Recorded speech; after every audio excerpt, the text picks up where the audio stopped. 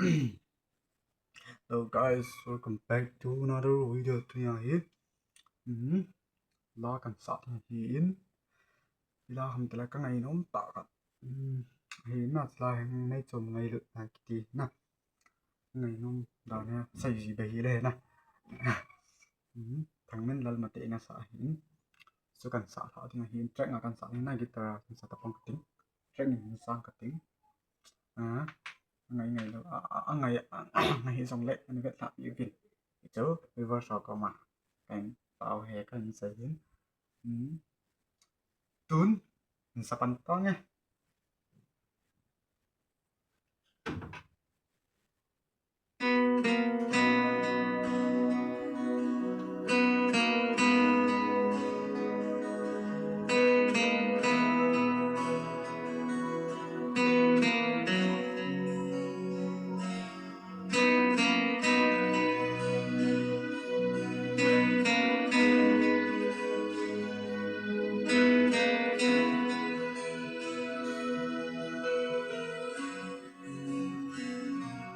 cây hinda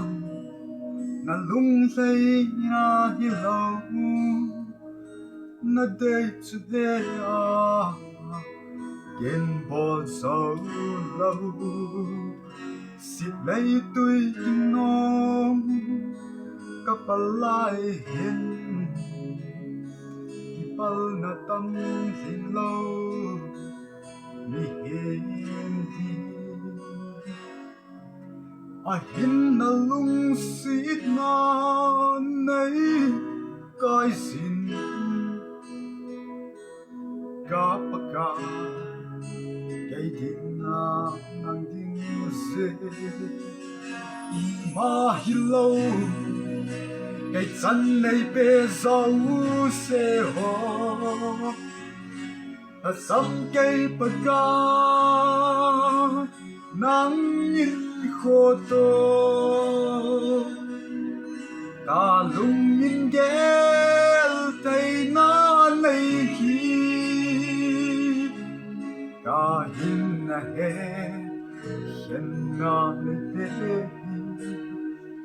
ka lung kila kan thang ba zing na lấy sông ngay lụt na hi o bất cai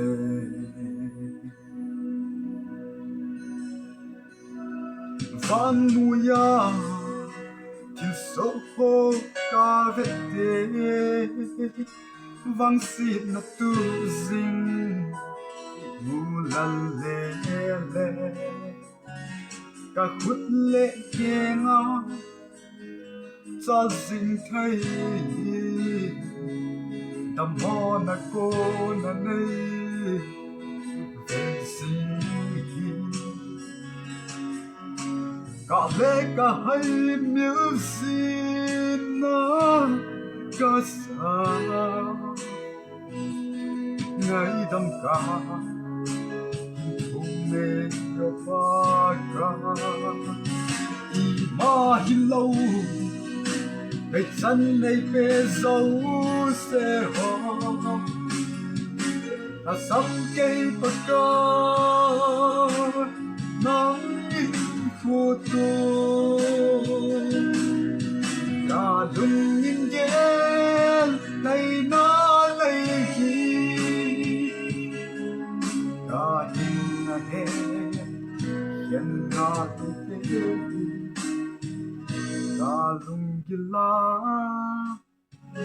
kan thang ba zin ma này trong này na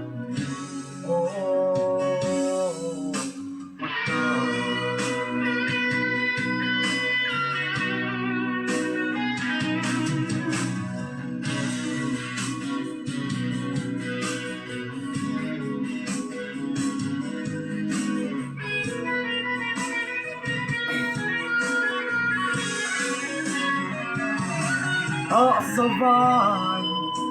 học na ca lên lai hin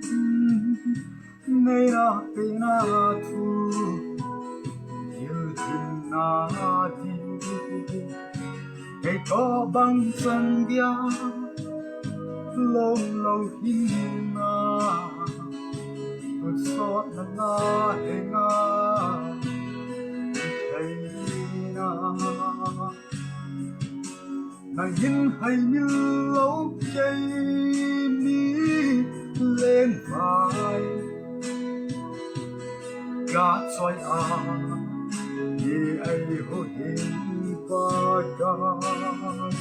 đi mà lâu ngày sân ngày về sâu sẽ ho là sắm cây bạc ca nắng nhìn khô tô cả lung nhìn ghé thấy nó đây ta hin là he chân na về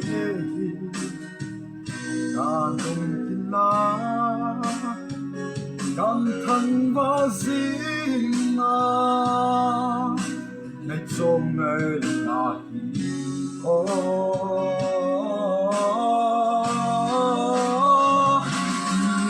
hi lâu ngày dân ngày về dấu sẽ hồ là sắm cây bạc ca nắng nhìn khô tua ta lung nhìn ghé thấy nó đây ta hin là he chân na về ta lung tin la tan thăng ba riêng na ngày trong ngày là ô